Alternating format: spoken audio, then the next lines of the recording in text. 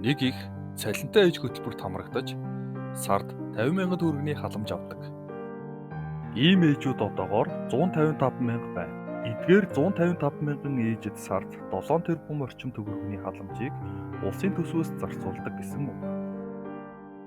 Харин эдгээр ээжүүдийн зөвхөн тал хувьд нь ажиллах боломж олгвол тэд өөрсдөө сардаа 40 тэрбум төгрөгийн орлого олж улсын төсөвт дор хаяж сардаа 4 тэрбум төгрөгийн орлого оруулах боломжтой.